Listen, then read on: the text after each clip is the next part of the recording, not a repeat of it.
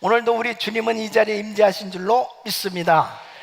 오늘 특별히 성령 강림주의를 맞이해서 성령님께서 임재하셔서 정말 교회를 세워주시고 정말 이 땅에 복음을 전할 수 있도록 은혜 주신 우리 좋으신 하나님, 우리 성령님께 감사하겠습니다. 감사합니다.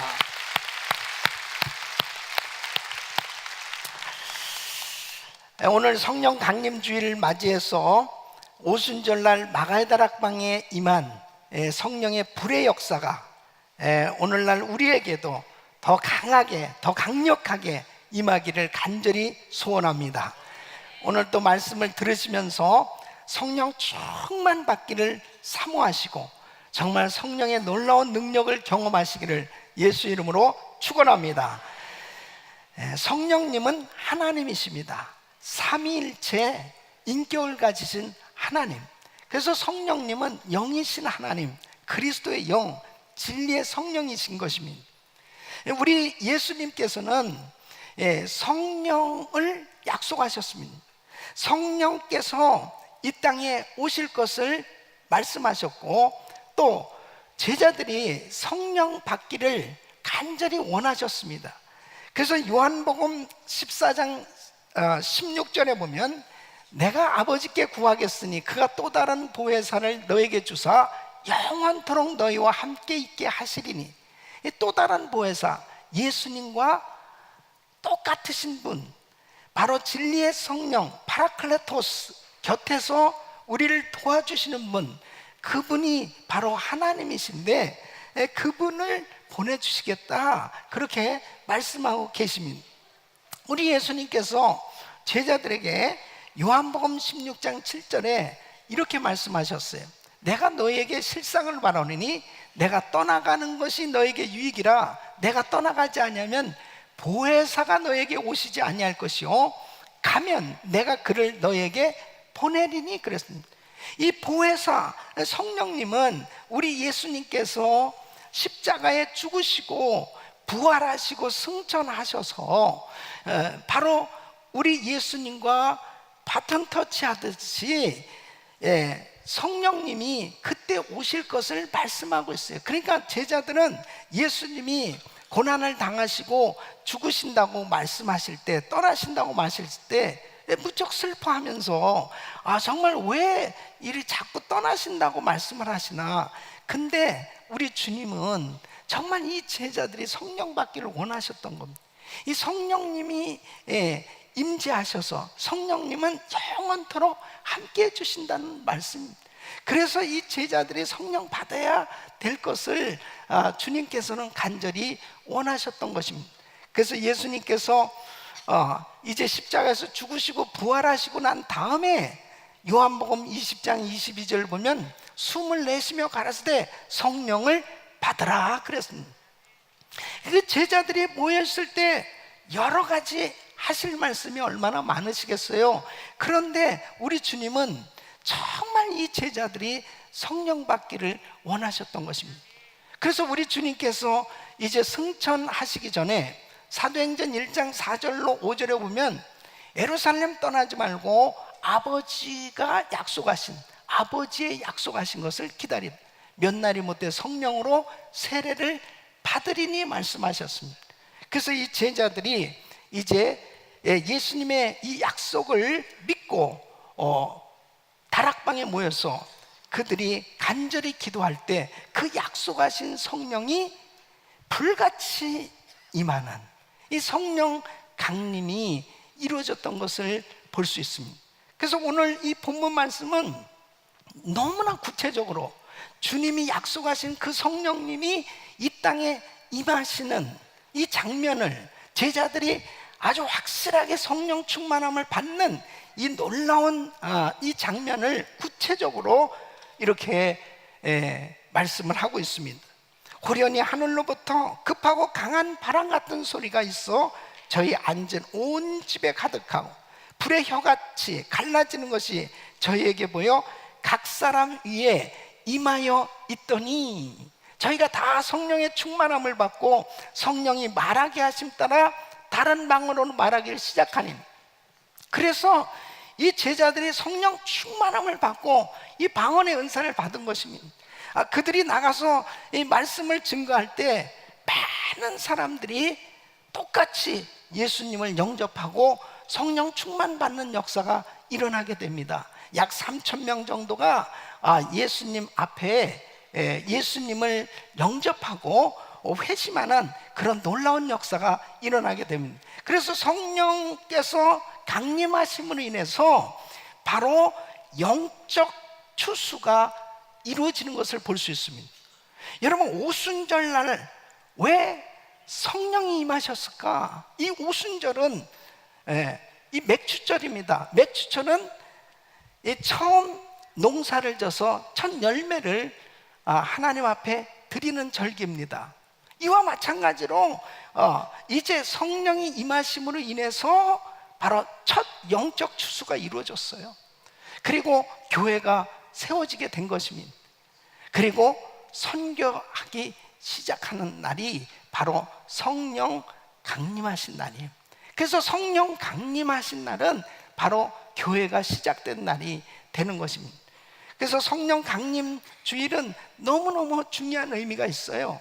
바로 성령님이 임재하심으로 인해서 우리는 성령으로 거듭나게 되었고, 바로 영원토록 함께 하시겠다고 약속하신 대로 그리스도의 영 성령님이 함께 하심으로 이 세상을 이기고 승리하는, 그리고 하나님의 자녀답게 살 수 있는 그런 충만한 은혜를 받아서 살아갈 수 있도록 하나님의 축복을 받게 된 줄로 믿습니다. 그래서 우리는 오늘 이 성령 강림 주일을 맞이해서 다시 한번 성령님을 더욱더 사모하면서 성령 충만함을 받아 이 땅에 부흥을 이루는 그런 부흥의 주역들로 쓰임받을 수 있기를 예수 이름으로 축원합니다. 성령 강림은 교회 역사 가운데 계속 진행되었던 것을 볼 수 있습니다. 여러분, 한 가지 우리가 잘 알아야 될 사실이 뭐냐면, 성령 강림의 역사가 오순절날로 끝났다는 것이 아니죠. 어떤 학자들은 성령의 은사는 오순절날 마가의 다락방에서 임한 것으로 끝났다, 그렇게 말하는 사람도 있습니다. 그렇지 않습니다. 성령님의 역사는 그 오순절날 그 성령님께서 친히 임재하셔서 놀라운 은사를 주셨던 이 사역은 계속 교회 위에 반복적으로 지금 나타나고 있는 것입니다.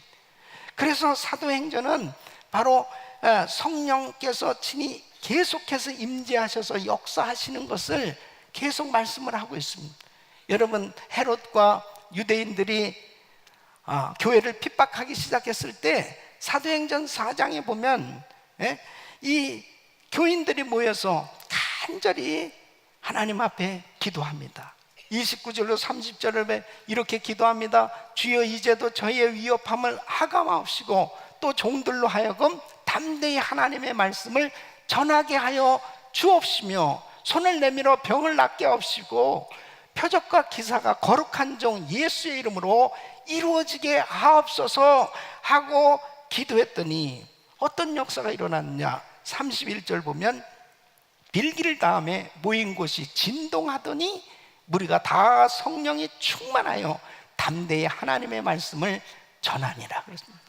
그들이 핍박당할 때 얼마나 두렵습니까? 그 영적으로 눌려있어 답답했을 거예요. 그런데 모여서 하나님 앞에 간절히 기도하는데 성령 충만히 임하는 것입니다. 그러면서 담대하게 주님이 함께 하시는구나, 주님께서 자신들을 사용하시는 것에 대한 확신이 생겨지는 거죠. 두려움이 사라지고 마음의 평강이 있고 순교하기까지 담대하게 복음을 전하게 된 줄로 믿습니다.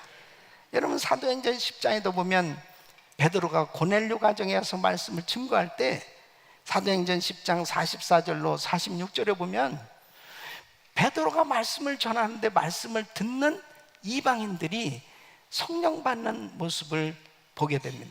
베드로가 이 말할 때 성령이 말씀 듣는 모든 사람에게 내려오시니 베드로와 함께 온 할례 받은 신자들이 이방인들에게도 성령 부어주심을 인하여 놀라니 이는 방언을 말하며 하나님 높임을 들음이러라.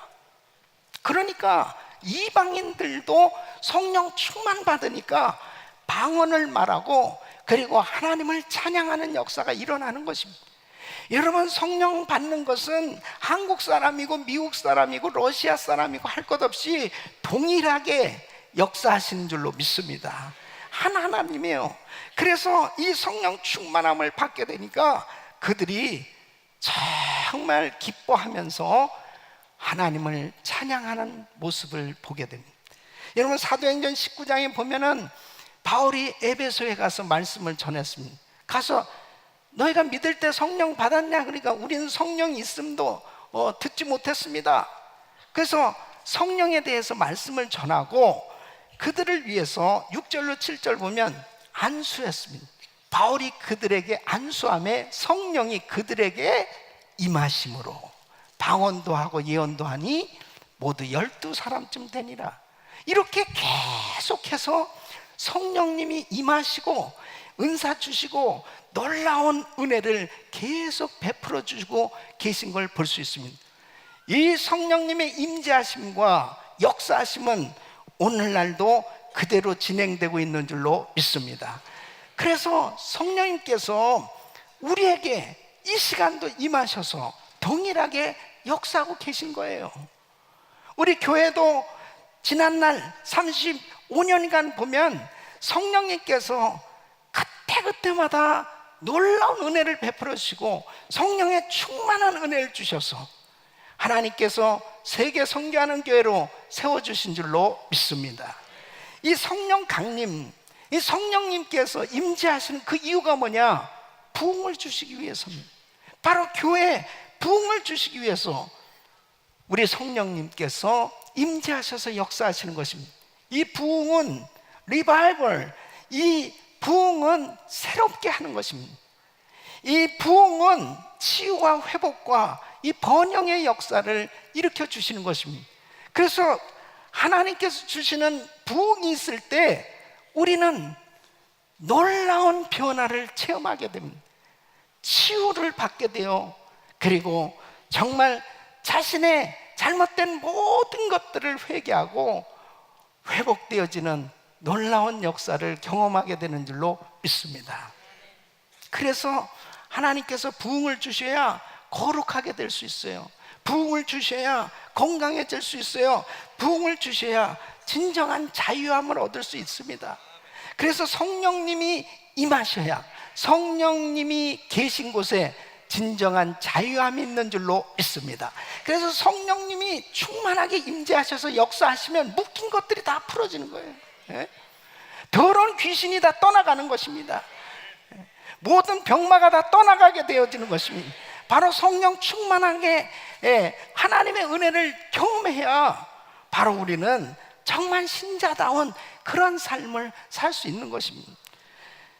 이 강의 설교가인 이 마틴 로이드 존스는 부흥은 교회가 계속 살아있도록 만드는 하나님의 방법이다 그랬습니다.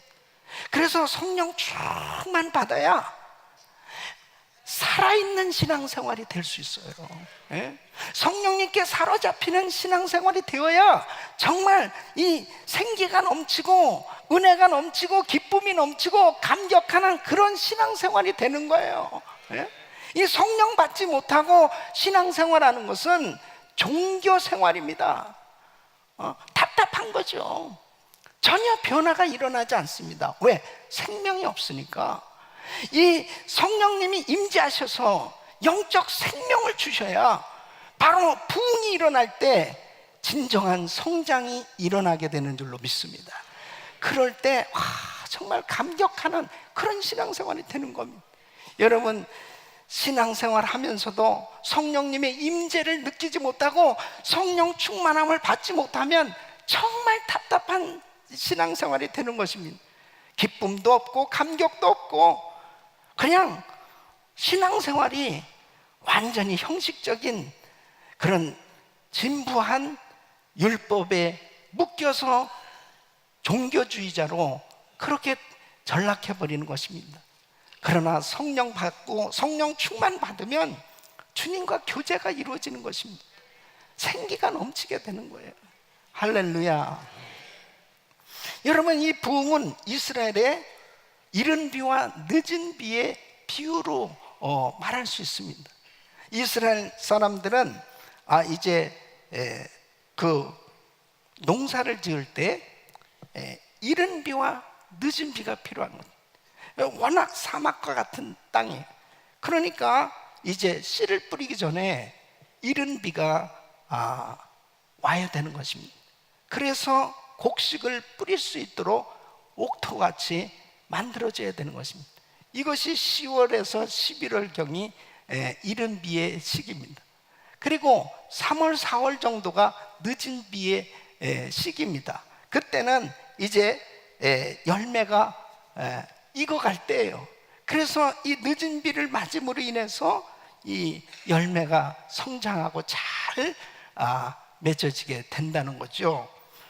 이와 마찬가지로 우리의 신앙에는 정말 성령님께서 이른 비와 늦은 비를 내려주시듯이 바로 성령 충만함을 달마다 받아서 영적 성장이 이루어져야 될 줄로 믿습니다.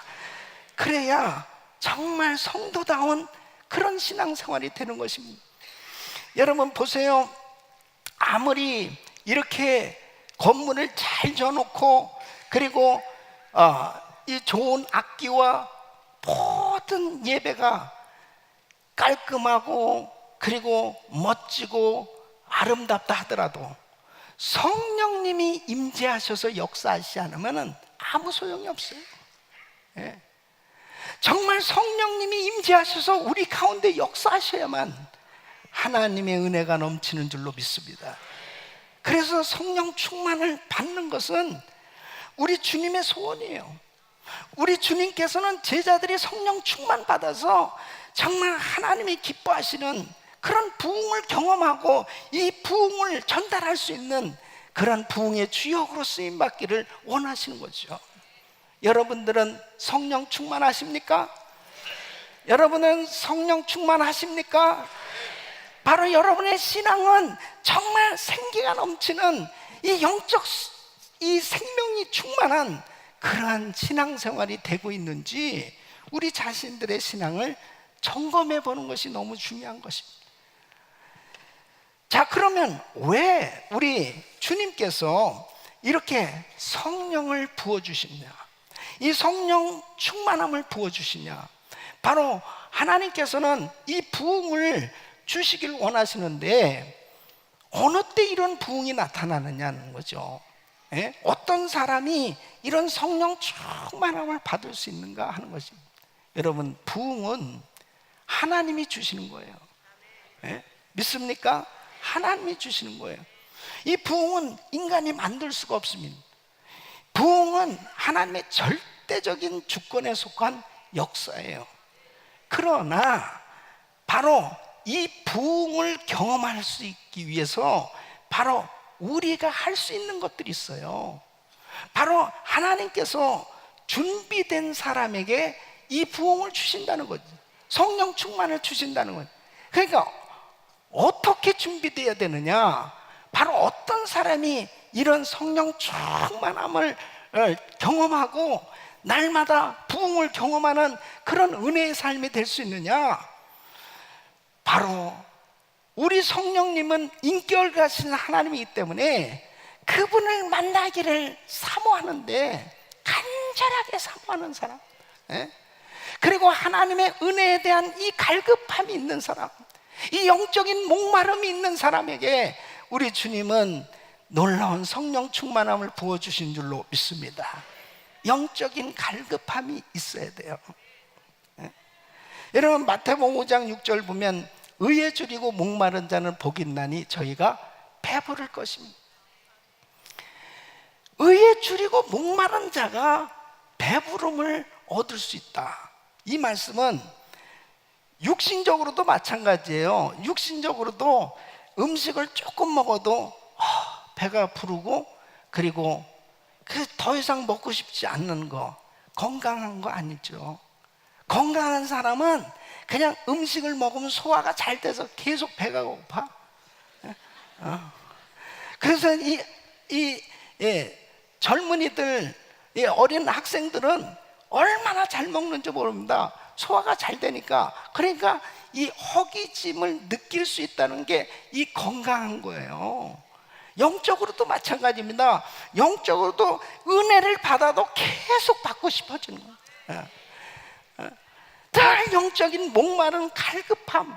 그래서 영적으로 이 굶주림 때문에 주님 은혜 좀 주세요. 정말 은혜 받고 싶습니다. 영적인 이 갈급함 있는 사람에게 성령 충만함이 임하는 줄로 믿습니다. 그 사람이 날마다 성령 충만한 신앙생활을 할 수가 있는 거예요. 왜? 성령님은 인격을 가지신 분이니까 이렇게 갈급해하고 사모하는 사람을 만나 주신 겁니다. 그 사람에게 날마다 은혜를 더하여 주신 겁니다. 할렐루야. 이런 은혜가 여러분 모두에게 임하기를 축원합니다.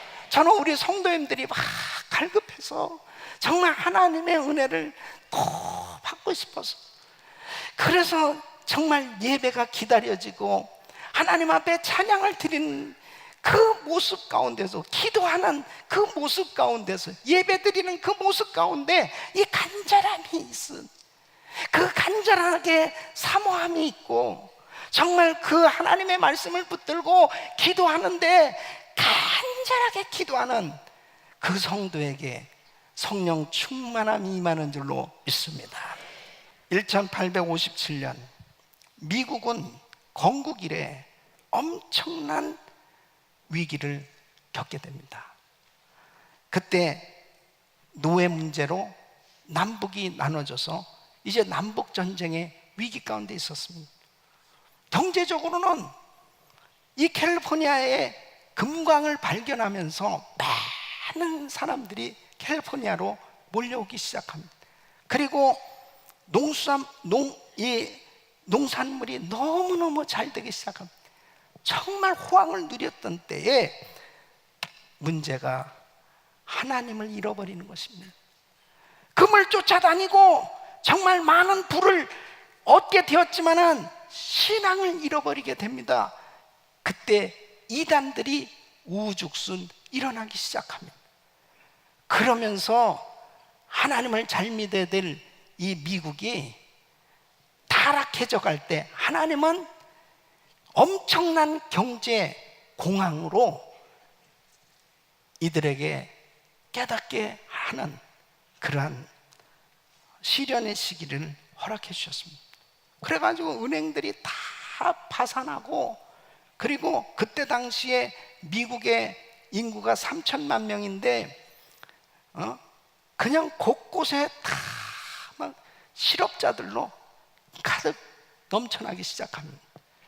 이런 가운데서 부흥을 위해서 기도하기로 작정한 평신도 한 사람, 에레미야 램피어라고 하는 사람이 있었습니다. 맨하탄 한 교회 2층에 그 장소에서 이제 정오에 이 직장 다니는 사람들이 모여서 기도를 했으면 좋겠다. 기도해 하자. 그래서 전단지를 뿌립니다. 그래서 어느 날 정오에 기도하자. 근데 12시에 그 날이 되어서 이제 기다리고 있는데 한 명도 없는 거예요. 그래서 35분 지났을 때 5명이 왔답니다. 그 5명하고 같이 간절히 이 미국을 위해서, 부흥을 위해서 기도하기 시작합니다. 그러면서 그 다음 주에는 23명이 오고, 그 다음 주에는 100명이 모였는데, 그 모일 때마다 성령님이 엄청난 은혜를 주시기 시작합니다. 이것이 그 다음 해에 무려 삽시간에 각 주로 번지면서 5만 명이 정말 정오에 기도하는 그런 기도회로 확산되기 시작합니다. 여러분, 그러면서 엄청난 부흥이 일어나기 시작합니다. 그 부흥의 결과 2년 동안 당시 3천만 명 되던 인구 가운데 200만 명이 예수님을 영접하는, 주님 앞에 돌아온 역사가 일어난, 할렐루야. 남북전쟁으로 인해서 분열되었던 그 나라가 노예가 해방되어지고, 그리고 미합중국으로 합쳐지는 그런 역사가 일어나게 됩니다. 5천 명의 선교사가 파송이 돼요. 50년간 이 기도회가 계속 지속되면서 이 무디의 부흥운동이라든지 계속 미국은 이제 이 부흥운동이 선교운동으로 연결되면서 대학생 자원 선교운동으로 2만 500명이 넘는 선교사가 파송되는, 그러면서 이 미국이 다시 정말 회복되어지는, 그리고 하나님의 놀라운 축복을 받는 이런 역사가 일어났다는 거죠. 여러분, 평신도 한 사람, 그 한 사람이 이런 엄청난 부흥의 주역으로 쓰임받게 된 줄로 믿습니다. 바로 여러분이 할 수 있는 거예요. 지금은 바로 이 부흥이 절실히 필요할 때입니다. 이제는 제가 지난 금요일 날 세를백 교회에서 세계 핍박받는 교회와 북한 교회를 위한 컨퍼런스에서 말씀을 전하게 되었습니다. 근데 정말 전 세계가 지금 이 기독교를 핍박하고 있습니다. 많은 순교자가 나오고 있습니다. 점점 우리 선교사님들이 어느 지역이고 정말 자유스럽게 선교할 수 있는 그런 지역이 없어지기 시작합니다. 계속해서 선교의 문이 닫혀져 가고 있습니다. 하나님 앞에 정말 이제는 나라마다 주여 부흥을 허락하여 주시옵소서. 회개의 역사가 일어나지 않고 성령님이 강력하게 역사하지 아니하면은 결단코 하나님이 기뻐하시는 그런 영적 추수가 이루어지기가 어려운 때가 되었습니다. 오늘날 과연 우리의 예배에는 회개의 역사가 일어납니다. 과연 오늘날 우리가 하나님 앞에 예배를 드릴 때마다 정말 마음을 찢으면서 회개하고 정말 나의 잘못된 더러운 죄를 다 벗어버리고 진정한 변화, 진정한 하나님 앞에서의 바뀌어짐, 변화가 일어나고 있는가? 우리 사랑하는 성도 여러분, 부흥을 사모하시기를 예수 이름으로 축원합니다. 축원합니다. 바로 하나님 앞에 뜨거운 부흥, 위대한 부흥을 사모하시고 여러분들이 그 부흥의 주역이 되기를 예수 이름으로 축원합니다.